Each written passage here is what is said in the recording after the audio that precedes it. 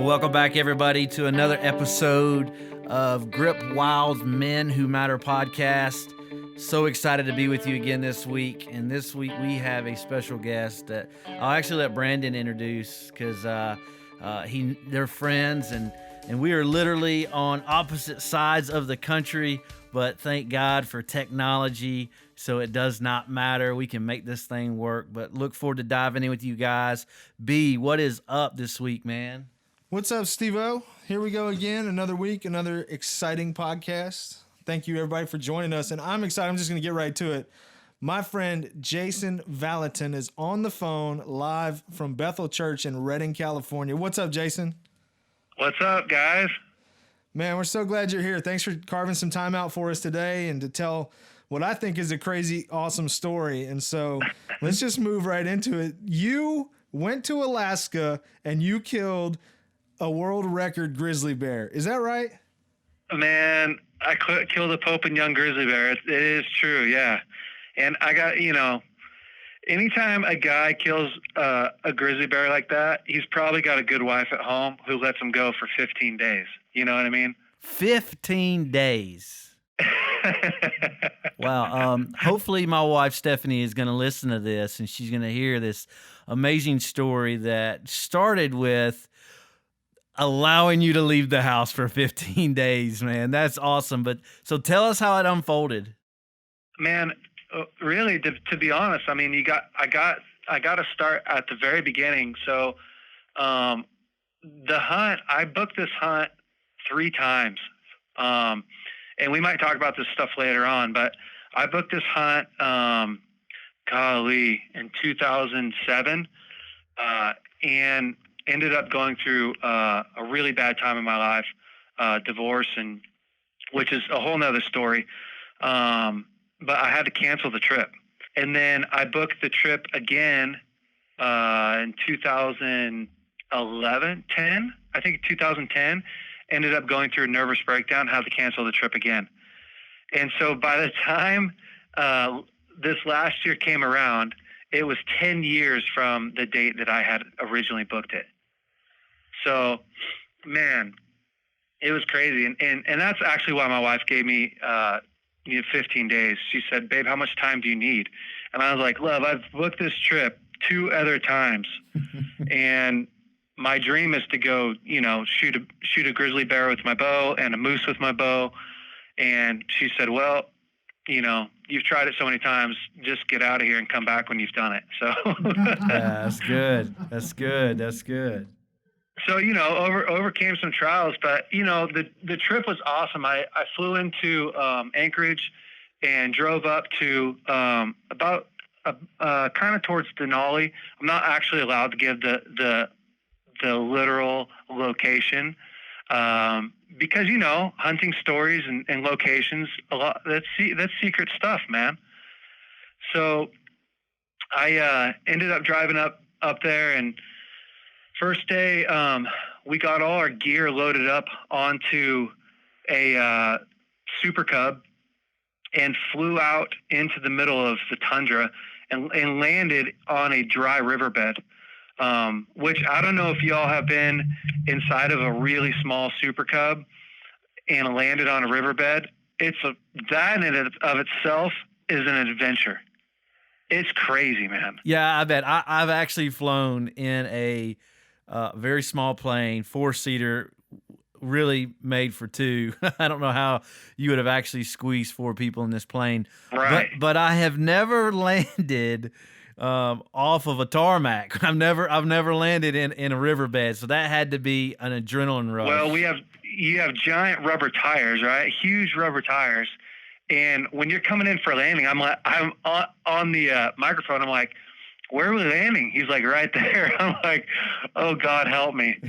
But it was awesome. It was bouncy. It was awesome. So, we just pitched a normal tent and had a tarp over our cooking stuff. And that was our home for, about 10 days. So the hunt started off.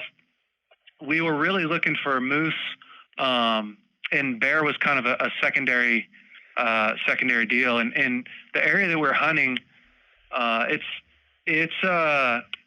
it's hard to, it's really hard to get a grizzly bear with a bow, a mountain grizzly with a bow. They're not on fish. They're on berries, and they'll be on a moose kill if they can find one. So it's extremely hard. So we're mostly thinking that would be a secondary option. Well, the first day we hunted, my guide Pat had already guided other men into that area, and those guys were successful, and they had shot a couple of moose. Well, the first day that I got in there, Pat and I were glassing a hillside about, I don't know, probably 2 miles away, and we saw this really big grizzly bear come out of the timber, do a big loop, and it came into a field where they had shot a moose about 3 days before. And so at that point, Pat and I kind of looked at each other and were like, hey, listen, if we know that grizzly bear is coming into that field, so we never saw him come back out, he's probably on that moose kill. And so the next morning we made this game plan, and we didn't know where the kill was. And so it's kind of hairy. Like all the stories that you hear about guys getting mauled, well, probably like 70% of them are, the joggers and all that stuff. It's usually a bear on a moose kill, on a kill. Yeah. Could be an elk, could be on something else, but that's their life. That's their lifeline. And so when they get on that stuff, man, when they get on a kill, it's dangerous. Yeah. So we had no idea where the kill was actually at. We knew that because it was Pat's other guide, my friend's other guide that had guided that hunter. Yeah. And so he said that it was a 200-yard shot across the field on the edge of the timberline. That's all that we knew. So it took us about 2 hours of just crawling, slow, walking real slow through the forest in order to actually find, this kill and not walk on top. So we watched for birds, because they'll find the kill before you will. So anyways, make a long story short, we finally find this buried moose. And it was like, if you took a Volkswagen and you buried a Volkswagen in tundra completely, that's literally what it looked like. It was ginormous. This bear had excavated all of the tundra from around this moose and literally piled it on top. It was crazy. I couldn't even see the moose. Yeah. So it was nuts, man. So we walked out into the middle of this because the wind was blowing up into the trees from our back, and we thought that the bear was up in the trees. We didn't know where he was, but he wasn't on the moose. So you just kind of have to guess, So we played the wind according to where we thought he was, and we sat and we waited and waited and waited. And, 2 hours goes by, and it's kind of cold. It's about 50 degrees. And when you're hunting or when you're doing something like that, and at first you're super excited, and then pretty soon you're really bored, and then you're cold and bored. Pretty soon you're like, I don't even care. What am I doing here? Yes. I'm like, I just want to eat something. I want to put something warm on. We had left our packs way back because they were making too much noise. And about hour 3, Pat says, man, why don't you do this predator call? So I have like this predator call that I do with my mouth. And I said, you think so? He says, yeah, I don't think it'll hurt. So I did like a sequence of 3 calls, and we waited 15 minutes, and sure enough, out pops this grizzly bear about 200 yards out of the tree line, walking from right to left. And I was like, oh, there's a bear. So I got down, and I'm literally 35 yards away from the carcass, and I'm kneeling in cranberry brush, which if you've looked at the tundra before and seen cranberry brush in there, it's only about, I don't know, it's about knee height. So there's not a ton of cover. So, and Pat, my guide, he's sitting behind me. He's got a camera on a tripod, a .338 in his hand. We both have pistols strapped to our chest, and he's got the rangefinder. So he's running the camera and the pistol and the rifle and the rangefinder. And so I get really low and I'm crouched on my knees. I got my bow in front of me with a GoPro on it. And so I turned my GoPro on, and out walks this about 300-ish pound bear, grizzly bear. And it hits the buried moose, and it turns left, and it starts walking straight at me, which, again, I'm only at 35 yards at this point.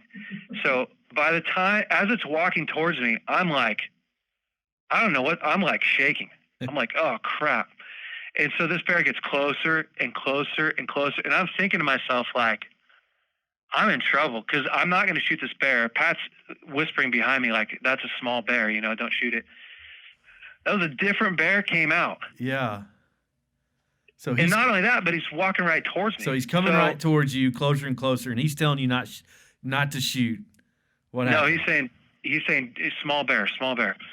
So I'm like, I don't know what, I feel completely trapped. I have the smallest pine tree to my left, like a Christmas tree. And the only thing in between me and the bear is 15 yards of tundra.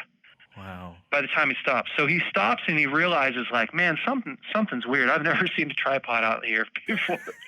And it gets up on its legs, its hind legs, and it goes and whoofs at me. And then it turns and takes off running. And my heart is pounding. I'm like, holy crap. So right then, Pat goes, there's the big bear. Well, I've been so focused on this little bear that the big bear was behind the little one. And the big bear starts walking in, and he is pissed off. He's angry for a couple reasons. One, anytime there's another bear around, they start getting super dominant, you know? And that bear was really close to his kill. It was, right next to his kill. So this big bear is letting every animal know that this is my kill. So he's coming out and he's going, he's blowing really loud, and he gets up on top of the pile and he's spinning circles. And I am shaking. I'm literally shaking. I'm like, oh my gosh, I'm trying to hold it together. And at one point the bear he spins around circles on the pile, and I'm watching him, and he gets off of the pile. And I realize if he's not up on top of that mound, I'll have to stand up and shoot him because the brush is like right at the top of his back. So I'm thinking to myself, like, gosh, if I stand up, like, this bear's going to eat me if I stand up. If he knows I'm here, I'm going to get charged. There's no doubt about it. So the bear gets back up onto the pile, and it turns away from me, and I draw back. Well, I draw back, and I wait, and I wait, and I wait. And if you watch the video, because you can actually watch it on YouTube, I wait for like 50 seconds just holding my bow, and he finally turns left and gives me a broadside shot, and I just snuck that arrow right through both lungs. Poof. And it's so cool because the arrow went all the way through the bear, and as soon as the arrow hit the bear goes raw, super loud. It jumps in the air and spins and takes off running from where it came from. And I stood up and I'm watching the bear, and it literally just kills over dead. Wow. And I'm like, oh my gosh. I freak out. I'm like, I just killed a grizzly bear with my bow. I can't even believe that happened. So we walked up on it, and we thought that it may have been like a really big sow and a cub, or not a cub, sorry, a really big sow with a mature cub. Yeah. Because why would there be two bears that came out? But actually, it was two male bears. It was a big boar, and he ended up. I just got the certificate last week in the mail, but it's number 39 of all time taken with a bow for a mountain grizzly, and it's just a giant bear. Man, that's amazing. So the first thing that jumps in my when you shot him and he let out that noise, did you jump? Dude, I mean, it happened so fast. Actually, here's the crazy thing. This is how memory works. Like, when I shot that bear, it ran and it died, and Pat and I walked up on it. And first of all, I was like, this is the biggest animal I've ever seen in my life. It was giant on the ground. When I walked up, I was like, holy cow. And Pat goes right away. He goes, dude, that is a giant. And he's done this for 20 years. Yeah. Longer than that. He said, dude, that's a huge bear. So I start looking at it, and the bear was laying on its right side, and he said, hey, is that the entrance or the exit? And I said, oh, that's the exit, the left side of the bear. Well, when we went back that night and watched the video, that was actually the entrance. In my memory, I remember shooting the bear, and it was facing right, but actually it was facing left. It is the weirdest thing in the world. I can't remember what they call it, but Oh yeah, no, I get that. Yeah, I've experienced that before too. Just remembering it differently than it actually happened because you're just in a whole nother state of. It was crazy. Yeah, it's crazy. So one of the things that I really am hearing in this story, and it's true for all of our adventures, really, is there's this sense of relentlessness, really, this perseverance that we have to have as outdoorsmen. I mean, everything that you're talking about, from the preparation, from the training, from, the fact that this was the third time you had booked the trip, like right. You had to, over 10 years. I mean, 10 years you planned and you tried to make the thing happen, and you just never could give up on that dream. And that brought you to that epic moment. It was, I always think in my head, like, you'll never get to the top of the mountain if you quit climbing, Man, it's so crazy. And it really is true. I mean, I think the really great moments in our life are, like the highs that we have, whether it's marriage, your wedding day, or the trophy kill that you have, or a child that you have, or your kid graduates college. I think like every one of those high points has a huge story around it, right? And tons of perseverance and tons of preparation. And I think that our ability as men to say, this is what I'm going to do. Not forget about killing a bear, whatever. I'm going to be a great outdoorsman. I'm going to be a great father. I'm going to be a great husband. I'm going to give my kids the best life they have. Like that 100% is something that you have to dedicate yourself to make happen. Because I think do you guys know who David Goggins is? No. David Goggins is he's like an ex-Navy SEAL. The guy's bad, but David Goggins says something it's pretty profound and simple, and kind of like hits you wrong a little bit, but it's pretty right. He says it's so easy for a man to be exceptional because most people in our day and age are so weak. They give up so easily. And when you look at the day and the age and the time that we live in compared to what our great-grandparents lived in and their great-grandparents lived in, we hardly have an idea of what it looks like to persevere. And, so for me, I just think my heart burns. I mean, if we're talking about, I know that we just got done telling a story about hunting, but really, my motivation for the hunt, to be completely honest with you, was literally to challenge myself to greatness, was to, whether or not I killed something or not. I literally wanted to push the limits of what I could do physically, mentally, emotionally, even spiritually, and stay sharp and actually persevere. So, I mean, that's the story of my life. When I went through my nervous breakdown, I lost the use of both my arms, both my hands, I should say. Like I couldn't open a water bottle. I thought I was dying. And it's just like story after story of my life just feels like that. It just feels like in order to achieve success. So my first book that I ever wrote, I wrote without the use of my hands because my hands stopped working halfway through my book. So I had to type by talking, but that's life, right? Yeah. Wow. Yeah. So tell me this. So this is amazing. So really, we talk about relentlessness at Grip. You have to be relentless in your pursuit of your fulfillment and your purpose.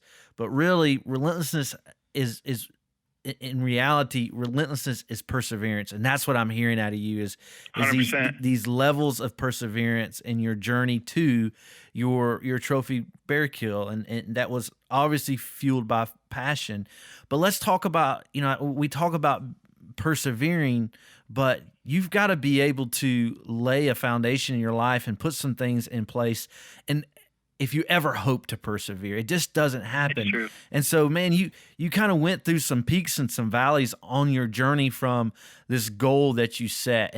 Right. And that's really the reality of life. And a lot of our guys, we try to encourage, hey, look, things are going to happen. Things have happened, whether it was something you had no control of, maybe a Right. poor choice you made, maybe something Right. that someone did to you that you didn't deserve, or something you did to someone else that man just was not right. But we've all had those things, right? But you've got to push through. You've got to persevere. You've got to live through the valley to really experience that peak. But there's a foundation that has to happen on that. And so maybe share a little bit about how were you able to persevere through these trying time, these 10-year journey of, there were some trials. What do you equate that your ability to be able to persevere? How did you press through and achieve that perseverance in that journey? Yeah, one of the things that I think we hear a lot as men is like, suck it up. You just need to suck it up, or you just need to will yourself to do it. And I think that I think we're really ripping young guys off, and even men off by saying stupid stuff like that. I mean, the church is one of the biggest places, and I've been in the church my whole entire life. So I'm a pastor. I've been a pastor for, a long time. And, it doesn't help anybody to say, you need to suck it up. Well, what does that actually mean? Or you just need to persevere. Well, thanks. Can you give me a few steps? The truth is like James 1 is probably my favorite verse in the Bible. It's my life verse. And it says, consider it pure joy when you encounter unexpected trials. For the testing of your faith produces perseverance. Now, here's the cool part. It says, when perseverance runs its course, you will lack nothing. So for my life, literally, this is what it looks like. And I don't start out, I start out just like everyone else. When something bad happens in my life, I'm not like, oh, this is going to be awesome, which is what James is telling us. The last time when I went through my nervous breakdown, I didn't call my dad and be like, man, I'm going through the hardest time of my life. This is going to be amazing.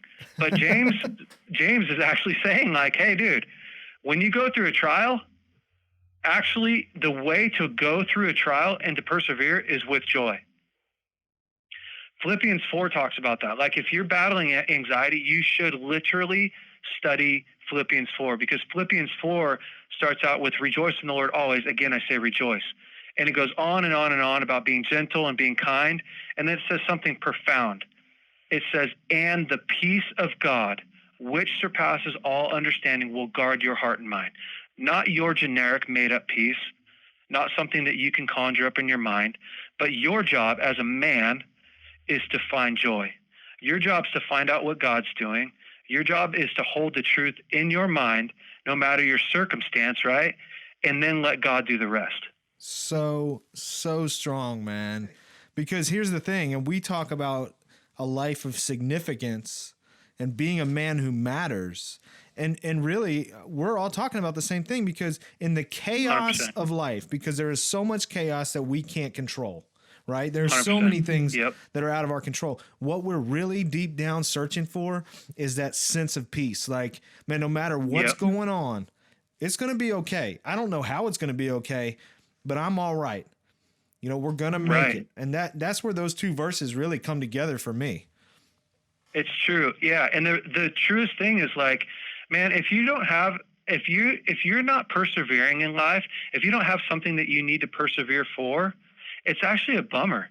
You're not, if you don't have something you have to have faith for, if you don't have a trial that you can actually win, a battle that you can win, if you've reduced your world down to just a safe place to live in, you have no victory to gain.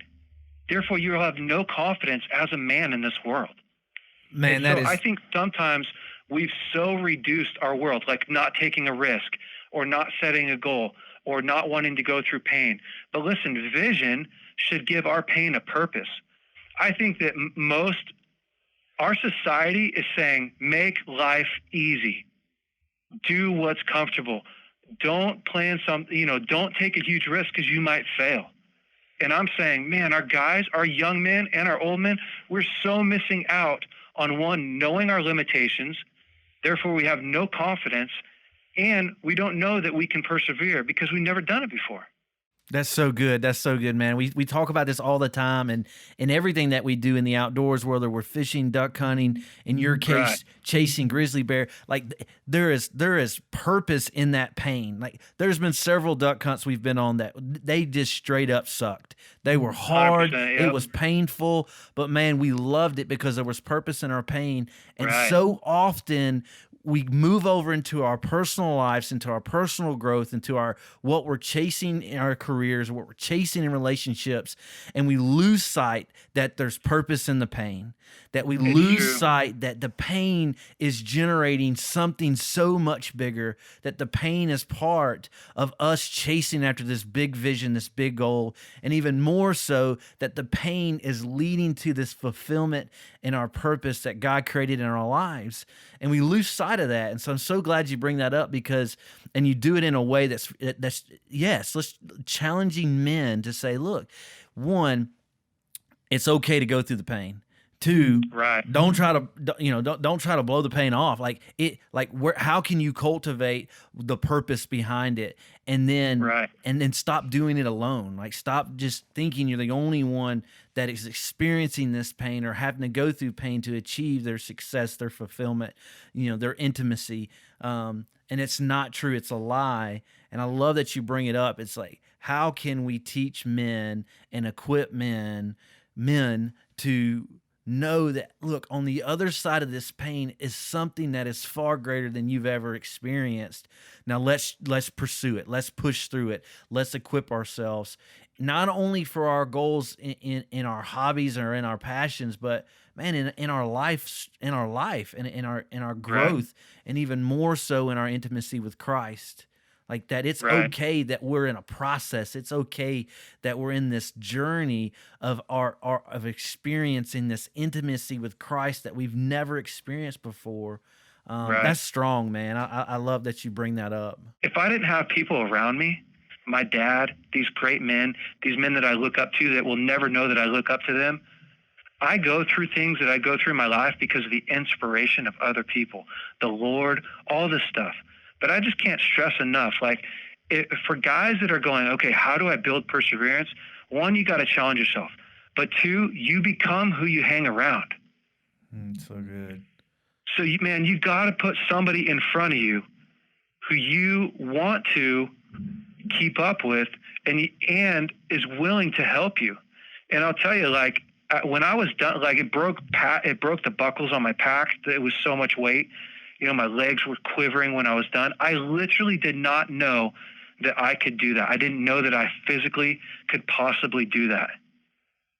And I thought to myself afterwards, what a shame would it be if I never knew that I could actually accomplish that. And it's a small, stupid task as that. But what's the question that every man's asking himself in this life? Do I have what it takes? That's right. That's so good. Do I have what it takes? That's right. And it's not about carrying a pack. It's about, can I keep going even when I don't want to in life? That's right. And the only way you're going to do that is with people around you. I mean, we talk about all the time, you have to eliminate alone from your life to experience a lot of things and to get out of a lot of things. But in this context, what you're talking about, you have to eliminate alone from your life to achieve what you're capable of. So tell us a little bit. We're kind of running out of time here, but we want to hear a little bit about this retreat that you're putting on, this Born Wild men's retreat. Man, tell us just a little bit about that before we kind of wrap things up. What's cool. going on there?